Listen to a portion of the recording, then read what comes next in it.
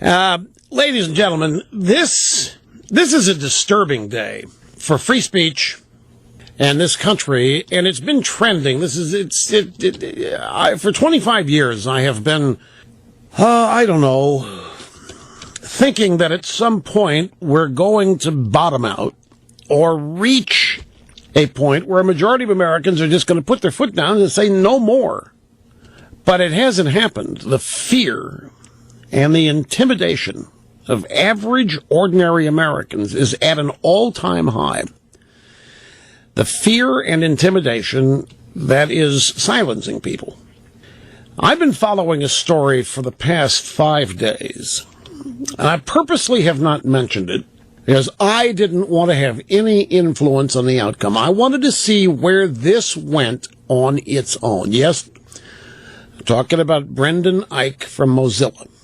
I wanted to see where this went before I weighed in on it. And there is cowardice, there is totalitarianism, there is political correctness doesn't even get close to describing what this story, for lack of a better term, is all about. Suffice it to say that Brendan Eich is an average, ordinary guy, happens to be a pretty brilliant computer tech engineer. He's one of the co-founders of Mozilla. Now, you may not know the name Mozilla, but if you use the Firefox internet browser, it comes from Mozilla. And Brendan Eich, E-I-C-H, one of the co-founders. And just recently, Brendan Eich was named CEO. And then, because of the law in California requiring that all people that donate more than $100 to anything in a proposition, a ballot initiative, have to be made public, some people found out that Brendan Eich 4 years ago donated $1,000 to Proposition 8, which was the California initiative to establish marriage as that between a man and a woman. When it was discovered that Brendan Eich 4 years ago had donated $1,000 to Proposition 8, the literal, what is the proper name for people who engage in this kind of behavior? It's not, fascist is probably the closest way. You could call them Nazis, but nevertheless, they went into gear, and immediately Brendan Eich was all over the tech media, described as filled with hatred and anti-gay bigotry. And his position, he had donated $1,000 to Proposition 8, and he had a personal opinion on gay marriage that was identical to President Barack Obama's in 2008.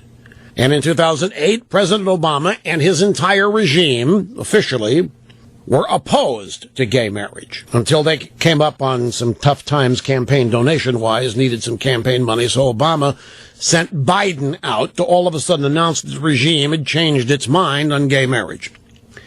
Now, Brendan Eich, if you look at a picture of the guy, it looks like he wouldn't harm anybody or anything. This is not the kind of guy that would hold a magnifying glass up on an anthill in the summertime and try to fry him. He's not a mean guy. He donated a paltry $1,000 that he has been drummed out of Mozilla. And as such, he's been drummed out of the tech business now, more than likely. All because he believes that marriage is a union of a man and a woman. And he is being described now as a bigot and filled with hatred because he believes that marriage is a union of a man and a woman. He tried to hang on when the controversy hit. I can say, look, my personal political views have nothing to do with the way I plan on running Mozilla. That didn't fly. They had to get the scalp. They had to take him out.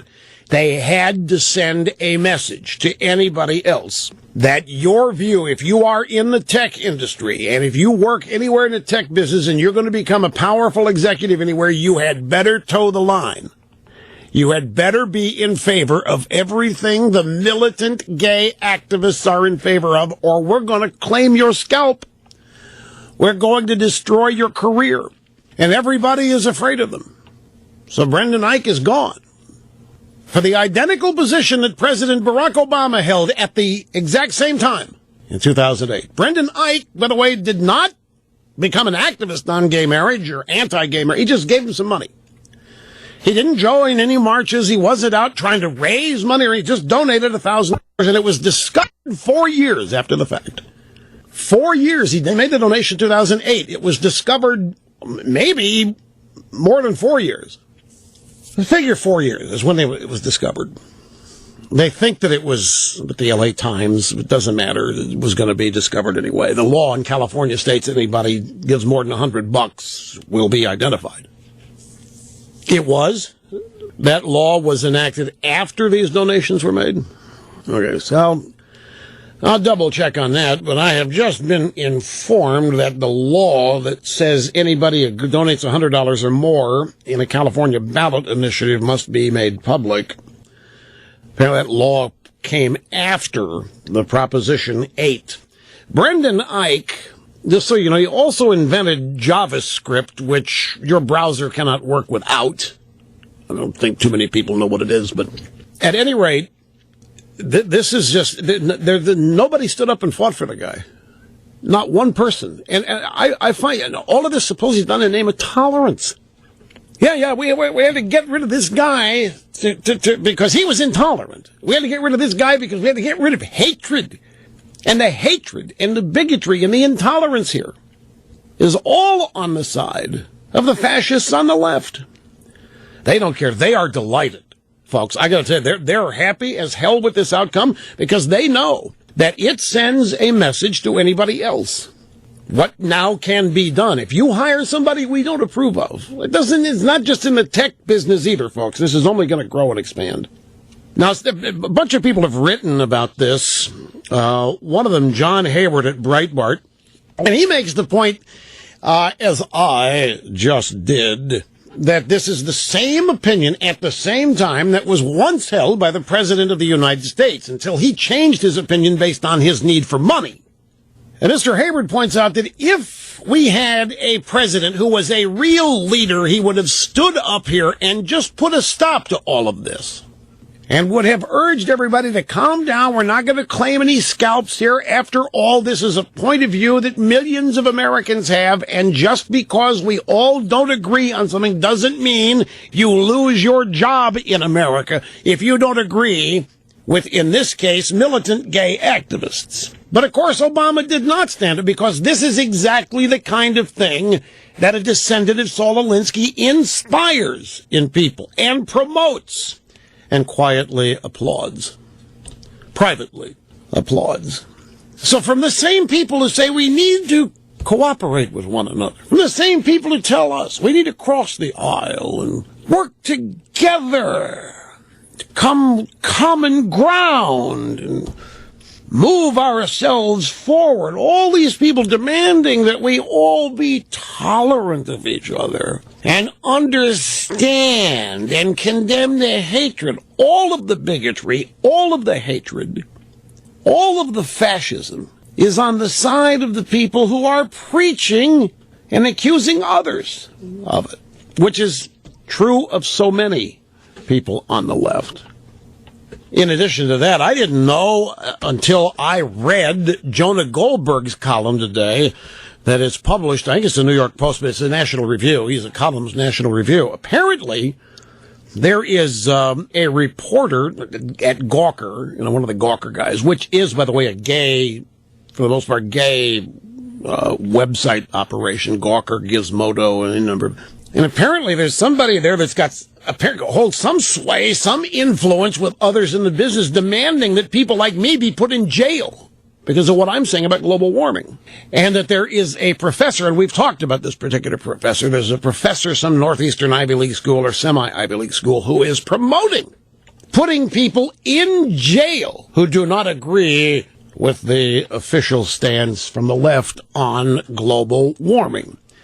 Now, you, in this audience, you need not fear, because in this story, it is not you who believe me who would go to jail, because you are just mind-numbed robots. It is I who would go to jail. I think the word is be put in cages. And believe me, 25 years ago, this kind of stuff, we'd laugh about it and make jokes and do parodies and satires. All the while, it was for real. All the while, these people really mean it. I'm telling you right now, if they could cage people that disagree with them on whatever it is, global warming, they would do it. And they get some people in academia. You get the wrong judge somewhere. You never know. If nobody... You know, this guy that called yesterday, don't mean to make an example of him, 33-year-old Ian. Well, one of his points was that Russia, everybody's scared out here. We're scared of doing things on our own. We're scared of this. We're scared of that. Remember we had a story last week about overprotected children. We got a nation of kids who are adults, but they've been overprotected. He said, Rush, you start talking about self-reliance and taking care of yourself. It scares people.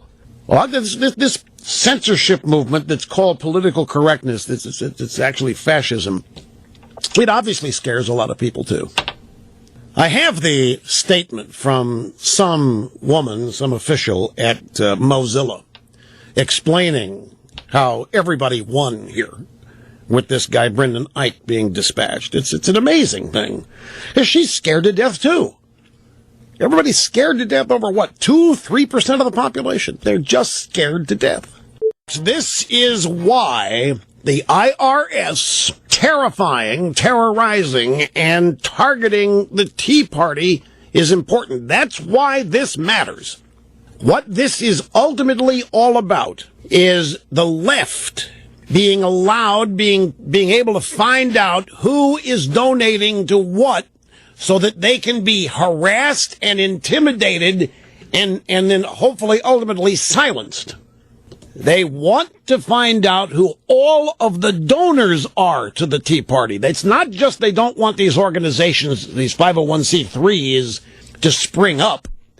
Once they do, once they have been granted tax-exempt status, then they want to find out who all the donors are so that every donor can get the Brendan Ike treatment, if they deserve it. And they will deserve it because they're donating to the Tea Party or Tea Party-related candidates. That's really what the IRS targeting of the Tea Party is ultimately all about.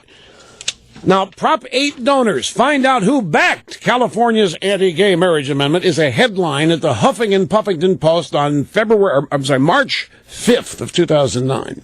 A federal judge has denied a request to keep the names of donors to California's anti-gay marriage initiative secret, saying the public has a right to know who is giving money to state ballot measures. Supporters of the initiative, which was approved by voters in November, had sought a preliminary injunction to hide the identities of those who contributed to their campaign because they knew what was going to happen. The donors would be targeted and harassed and intimidated and threatened and scared, and that's exactly what's happened here. In the case of this poor guy who didn't ever do anything to anybody. He gave $1,000 to supporters of Prop 8. Simply saying, we believe marriage is that between a man and a woman. And that has become hatred and anti-gay bigotry all of a sudden. But, you know, these people, they claim that all this is how they are inclusive, and this is how they're promoting diversity. And they're not. They are exclusionary. There's no diversity tolerated here. You've got to be one way. There is no openness. There is no kindness. There is no compassion. There's no inclusiveness. And there certainly isn't any diversity on the left. It's just a bunch of brown shirts. And if you are not wearing one, you either soon will be or you're going to be ruined. There is no dissent. They have no interest in debating anybody. They have no interest in discussing anything. You disagree with them, you die. Figuratively, you're dead. You don't exist. You're a non-person anymore. And we're going to take you out. The website 8maps.com shows the names and occupations of people in San Francisco who donated to the Prop 8 campaign, overlaid on a Google map of the city indicating where they live. They just didn't find out their names. They published their addresses and where these people lived who donated to Prop 8 so that they could be harassed. In his ruling, Judge England noted that small persecuted groups whose very existence depended on some manner of anonymity, such as the Cold War-era Socialist Workers' Party, should be exempted from having to disclose their donors. So small little groups of ragtag communists and socialists were allowed to be kept private because they could be harassed, but nobody else. You see, communists who want to destroy the country get the protection of anonymity because they're so small and they're so insignificant. We can't harass these poor people, but not people like Brendan Eich. Brendan Eich, he gets no anonymity whatsoever. Brendan Eich gets no presumption of innocence. He gets no anonymity. He gets no privacy whatsoever. Frank Vandersloot was the Romney donor that they hassled. Now, I have here, ladies and gentlemen, a statement by Mitchell Baker, the executive chairwoman at Mozilla. It says Mitchell. I don't know. You might pronounce it Michelle. I don't know. Anyway, her name is Michelle Baker. She's the executive chairwoman at Mozilla. And her defense of their intolerance, and forcing Brendan Eich to quit is intolerant. I mean, they were intolerant of his view that marriage is a man and a woman. That has now become hatred, that marriage equals a man and a woman. That's hatred. That is anti-gay bigotry. And so we can't include that in our company. So here's her Orwellian defense of their intolerance. And it's on the Mozilla blog. By the way, again, Mozilla, if you don't know who it is, if you use the Firefox browser, Mozilla does it. It's an open source thing that some people like. Mozilla prides itself on being held to a different standard. In this past week, we didn't live up to it. We know why people are hurt and angry, and they are right. It's because we haven't stayed true to ourselves. Well, let's just beat ourselves up here. Let's just bend over, grab the ankles, and flog ourselves here. All they did was name a co-founder of the company as CEO. And then 4 years after the fact, they learn he gave $1,000 to Prop 8, and that means we know why people are hurt and angry. Maybe the people who are hurt and angry are overreacting. Maybe they're not entitled to feel that hurt and that angry.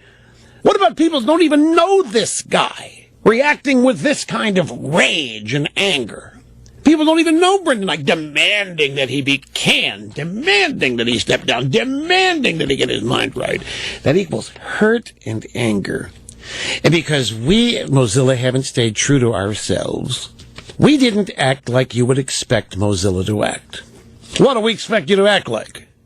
We expect that Mozilla would not appoint a guy like Brendan Eich, a co-founder, to CEO because he gave some money to Prop 8? Is that what you think everybody expects of Mozilla? In other words, everybody expects Mozilla to also be intolerant and not even consider their co-founder for CEO because he happened to give money to the idea that marriage is between a man and a woman? Wow. We didn't move fast enough to engage with people once the controversy started. We're sorry, we must do better. I mean, this is a total cave. They're just begging to be forgiven. Oh, we should have known that Brendan was a hate-filled bigot, and we should have never made him CEO. Please forgive us.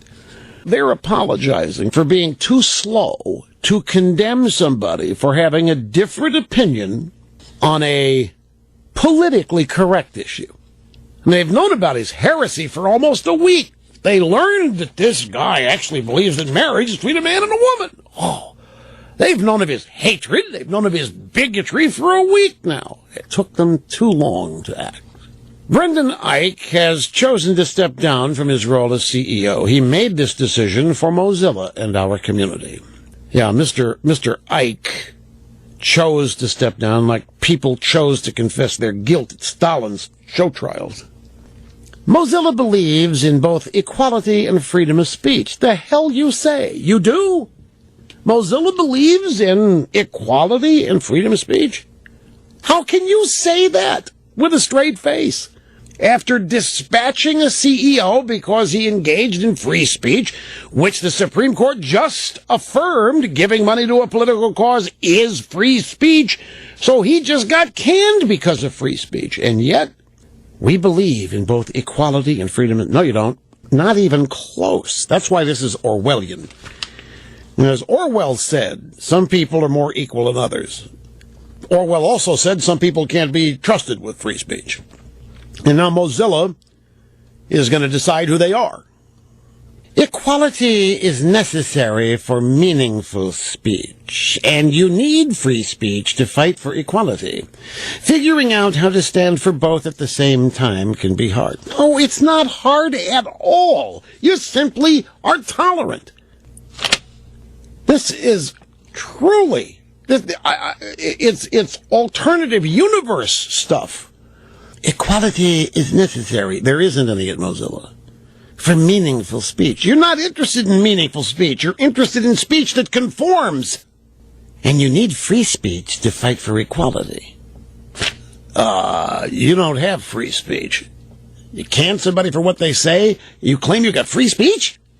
Our organizational culture reflects diversity and inclusive. No, it doesn't. Your organizational culture reflects exclusiveness, exclusionary behavior, and no diversity whatsoever. Mozilla has just illustrated how intolerant it is. But they put out a statement going, oh no, we are the most tolerant people, and we're the most inclusive, and we got the most free speech, and we've got the most equality. Yeah, every kind of diversity, I guess, except diversity of thought. We're not going to allow diversity of thought, are we? No. We welcome contributions from everyone, regardless of age, culture, ethnicity, gender identity, language, race, sexual orientation. Well, that's a lot of damn qualifications that you seem to be attaching to people. We welcome contributions from everyone, regardless of. And you got to list the things that you take no note of? This has always amazed me about the left. No, we're not racist, and everybody's a black American, a brown American, an Asian American, a green American, an Hispanic American. Everybody to the left is identified by what's on their surface first. Nobody is ever identified by who they really are on the left. They don't take the time to get beneath the surface on anybody. There's an African American, a black person, equals slavery. A woman, there's a woman. She's been mistreated. She's probably been denied abortions. All these crazy caricatured things that they attach to people, and there are no individuals. They just plug everybody into a group, whatever group they think they fit in based on their skin color, or their gender, or their race, or their sexual orientation, or their sexual transference, or whatever other category they can come up with to dehumanize people. All the while they think they are expanding the scope of humanity, while they essentially deny it. Listen to this. We welcome contributions from everyone, regardless of age, culture, ethnicity, gender identity, language, race, sexual orientation, geographical location, and religious views. Mozilla supports equality for all. If you do, you wouldn't have had the time to come up with all those categories to plug people into. And of course, all that, we welcome contributions of everyone regardless of blah, blah, unless you have a contrary opinion. And then your age, culture, ethnicity, gender identity, language, race, sexual orientation, geographical location, religious views matter not a whit. Because if you have a contrary opinion, it doesn't matter where you come from, what you look like, who you've been, who you want to be. Which is why the man who founded Mozilla, Brendan Eich, had to be forced out because of having supported a position that Mozilla doesn't like 5 years ago. Even though he has since, by the way, he apologized for his heresy. Do you know that? I forgot to mention, he apologized for this heresy. Didn't matter. We have employees with a wide diversity of views. Our culture of openness? Who are you trying to kid? Your culture of openness extends to encouraging staff and community to share their beliefs and opinions in public unless they happen to be at variance with gay activists, in which case they're not welcome here. They don't say that, but that's obviously the case, because that's how we make sure they lose their jobs. See? We have employees with a wide diversity of views. Our culture of openness extends to encouraging staff and community to share their beliefs and opinions in public so we can find out who we have to get rid of. I'll tell you why the militant gay activists, they're delighted about this. I'm telling you, they're celebrating. They're not worried that this is bad. They're not feeling no guilty conscience. They're not. To them, Brendan Eich's not even a human being. Not worried about the guy who's lost a job. How's he going to feed his family? They don't care about that. No. They're excited, folks, because this sends a message to any and all corporations who might be crazy enough to donate to a conservative or conservative cause. The message is, we will find you and we will punish you. Boycotts, threats. What if Brendan Eich, what if he opposes gay marriage because of his religious views? Or maybe his culture, or his gender identity, or sexual orientation, all these things that Mozilla's claiming to celebrate. This is the kind of thing that can make employers say, you know what, I don't need this kind of hassle. If this is what's going to happen to me, if I end up hiring a bunch of gay activists, I don't need this. I just don't need it. There could be a hiring backlash that nobody would ever even know exists, because nobody's going to be public about it.